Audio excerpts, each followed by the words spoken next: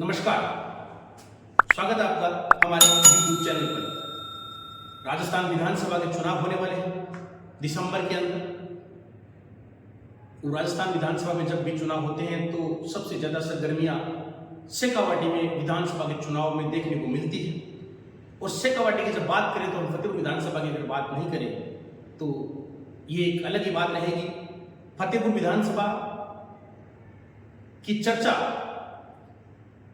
Journalist दोनों पार्टियों के नेता करते हैं। फतेहपुर विधानसभा में अब तक कुल 7 बार कांग्रेस जीत चुकी है। भारतीय जनता पार्टी केवल एक बार चुनाव जीती है। 14 बार फतेहपुर विधानसभा में चुनाव हुआ है, क्योंकि पहली बार जब 1952 में विधानसभा का चुनाव हुआ था तब फतेहपुर विधानसभा बनी हुई नहीं थी, वो लक्ष्मण विधानसभा के नीचे आती थी। 57 में जब दूसरी बार चुनाव हुआ देश आजाद होने के बाद, तब पहली बार फतेहपुर में वोटिंग हुई थी। और जब पहली बार वोटिंग हुई थी तो अब्दुल गफ्फार खान जीत के आए थे, एमएलए बने थे। लगभग 3,500-4,000 वोटों से वो जीते थे उस समय। उसके बाद में अब तक के जितने भी हम चुनाव देखते हैं, लगभग 7 बार कांग्रेस यहाँ पर विजेता रही है। भारतीय जनता पार्टी एक बार, जो कि 92-93 के आसपास बनवारीलाल जी भिंडा जीते थे। निर्दलीय 2 बार, जनता पार्टी एक बार, जनता दल नाम से भी एक पार्टी थी वो भी एक बार जीती है। और एक बार एक स्वतंत्र पार्टी के नाम से पार्टी थी वो भी जीता है यहाँ से।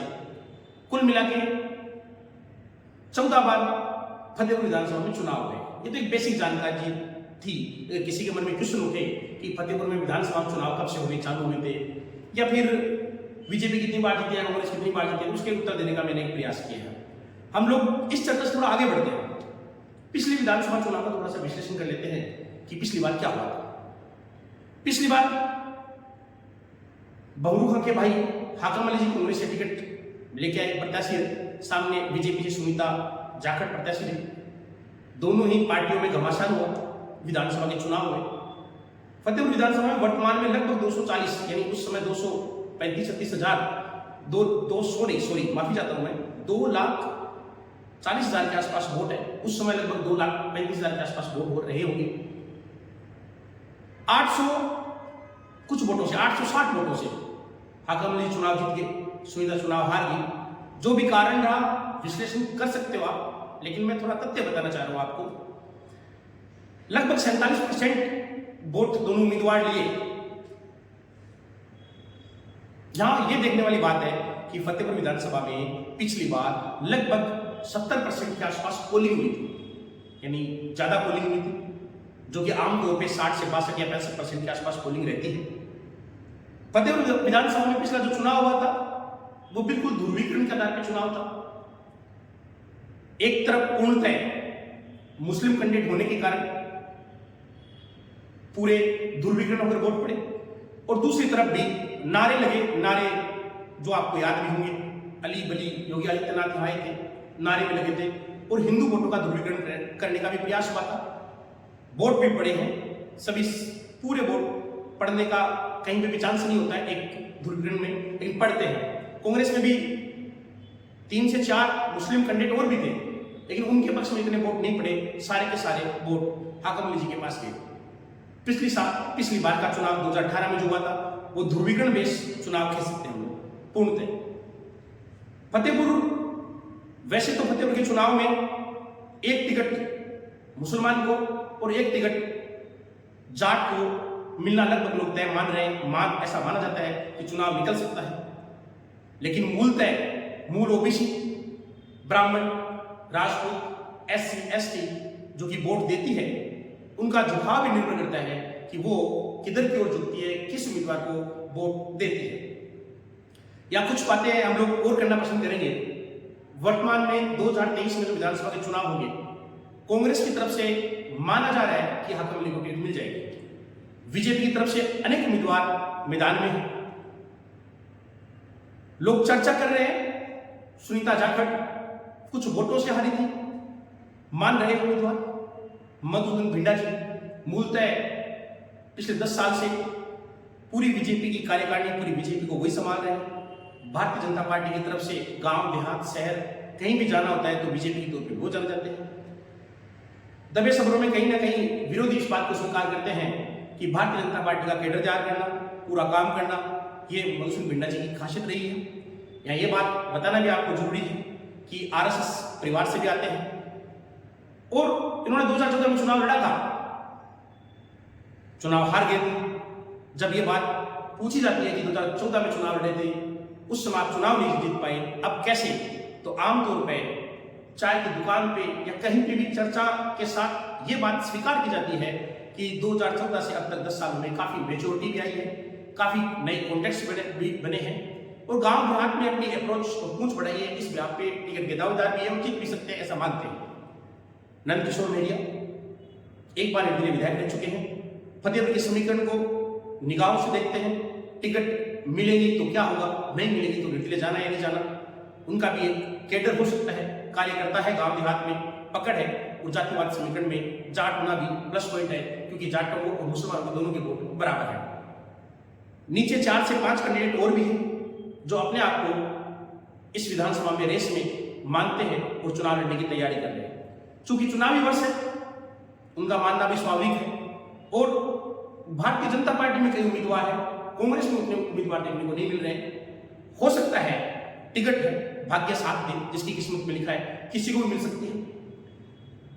इसके साथ साथ ये माना जा रहा है कि जिसको भी मिलेगी, जाट वोट एक तरफा होकर उसके साथ रहेंगे और वोट देंगे।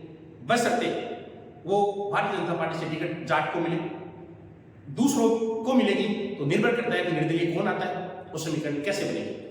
इसी के साथ साथ कांग्रेस अपनी तरफ से पूर्णतः आश्वस्त है कि उसको मुस्लिम वोट मिलेंगे SC ST जितने मिलते हो मिलेंगे और कुछ नए वोट हमने काम करवाने के माध्यम से इस विधानसभा में खूब सारे काम करवाए हैं, इसलिए उसके बाद हमारे वोट बढ़ेंगे और मिलेंगे। ये तो भविष्य के गर्भ में है कि वोट बढ़ेंगे या नहीं बढ़ेंगे, या उम्मीदवार कौन आता है, या जीत और हार का अंतर कितना रहता है, ये सब बाद में समझने की बात है।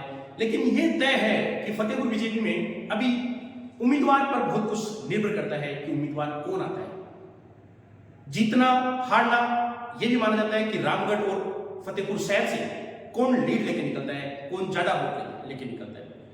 छोटी छोटी जातियां मूल ओबीसी में पाई जाती है, ब्राह्मण संवर्ग भी है, राजपूत समाज भी काफी लंबे समय से अपने आप को विधानसभा के चुनाव में की दृष्टि से पिछड़ापन महसूस कर रहा है, वो भी है। इन सबको कौन पूछता है, कौन अपनों से गले लगाता है, कौन प्यार से अपने पास रखता है, कौन ज्यादा वोट लेता है, ये भी निर्भर करता है।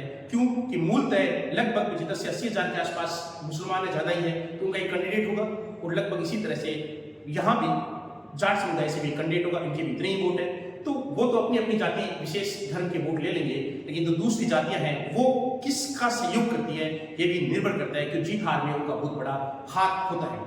वही आम आदमी की पार्टी भी यहाँ पे बड़ी जोर शोर से तैयारी कर रही है, वो भी अपने कार्यकर्ता के डेटाबेस बना रहे हैं। अरविंद केजरीवाल जिस तरह बार बार राजस्थान का दौरा कर रहे हैं, फतेहपुर भी उनमें एक है और वो भी अपना कैडर बना रहे हैं।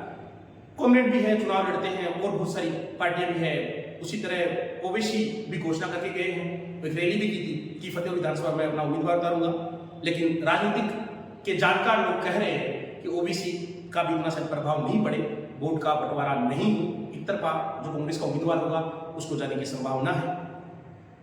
फतेहपुर विधानसभा की छोटी मोटी बातें की, अब हमें मूलतः 1-2 महीने के बाद थोड़ी थोड़ी हवा लग जाएगी कि उम्मीदवार कौन बन सकता है। अभी सभी उम्मीदवार बने हुए, सभी घोड़ी चढ़े हुए हैं और सभी अपना अपने आप को उम्मीदवार मानकर जनता के बीच में भी जा रहे हैं और उम्मीदवार मान भी रहे हैं। जनता थोड़ी सी कंफ्यूजन में है, उलझन में है कि टिकट कौन लेके आएगा। ये बात बीजेपी की है।